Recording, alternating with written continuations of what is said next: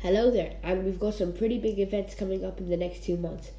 Some small football tournament in the desert, kind of called the FIFA World Cup. Okay, this is huge. It's going to be a great spectacle with many top players and top teams there, and it's going to be a fantastic event in Qatar. Let's go over my predictions for what's going to happen at the 2022 FIFA World Cup. Now, this World Cup is significant because it'll happen to be the last World Cup of two relatively unknown guys called Cucitini and Aviero.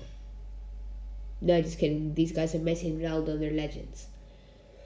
So this is looking to be their final World Cup.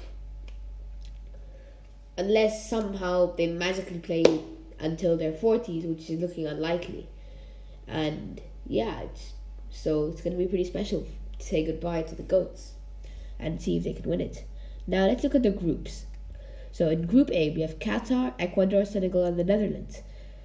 I think the Netherlands are going to top because they're a strong overall team. And I think Senegal, spearheaded by Sadio Mane, will manage to get second. And Qatar and Ecuador Ecuador will take third and Qatar will take fourth place. Group B, this is an interesting one. We've got England, the USA, Iran, and Wales. Now, I think England will get their act together and be able to top the group. I mean, they haven't been looking too good in the friendlies, but I think they'll manage to top the group. In second place, this is where it gets interesting. I don't think Iran will qualify for the knockout stage. I don't think the US will, but I do think Wales will. And so that might reflect some people, but I think Gareth Bale plays really well for Wales and sleeps for Real Madrid. He's in the MLS now. But I feel like Wales have a good young team, and I also feel like the USA are just going to go straight out to the group stage. I don't think the USA are going to be that good of a team as some people think they're going to be at this World Cup. Sorry, hot dog people. So, in Group C, we have Argentina, Saudi Arabia, Mexico, and Poland.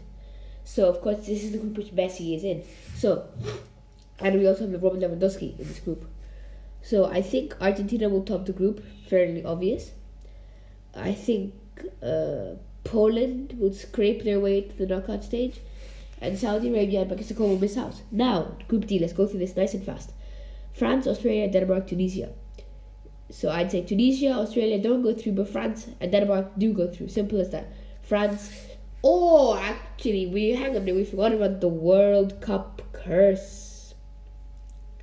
So I'm gonna go with the World Cup curse and say Denmark and Australia wriggle their way through, and France takes third place and does not make it into the knockout stage.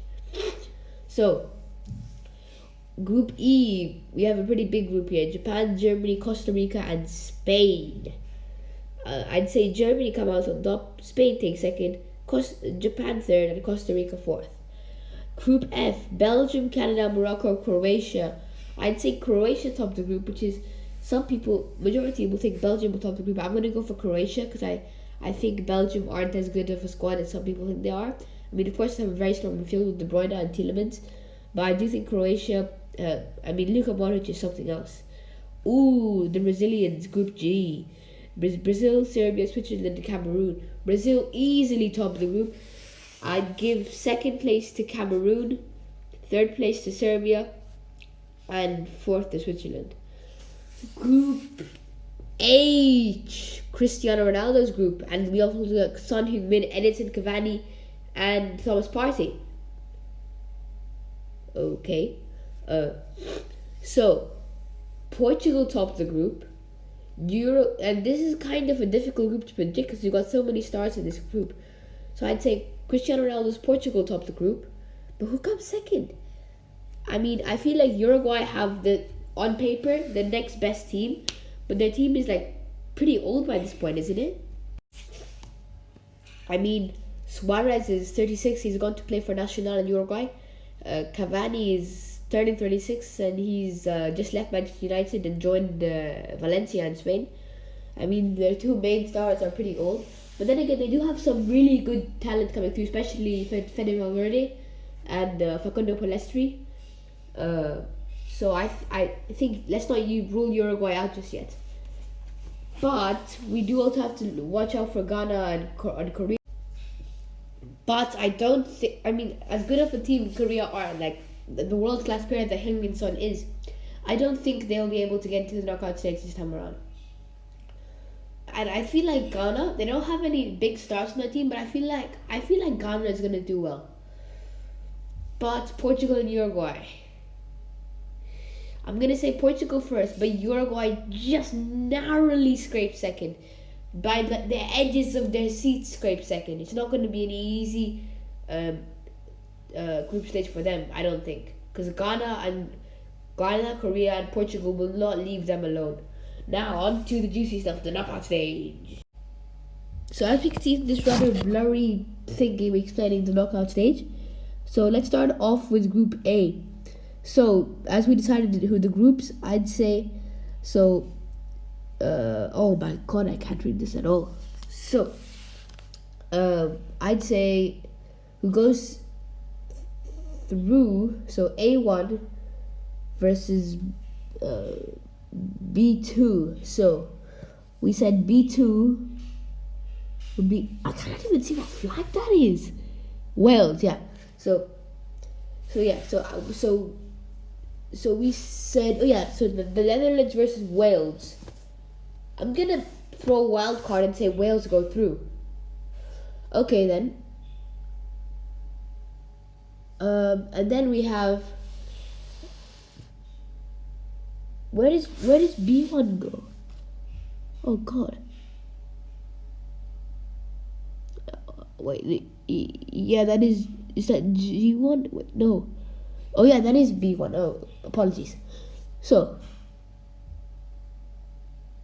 but wait, no. Oh. Okay, never mind. Okay, so I'd say, let's just streamline this. So in the quarterfinals, I'd say, I just said Wales go through. I'd say England will go through. Argentina will go through. Denmark would go through. Germany would go through. Spain, I don't think so.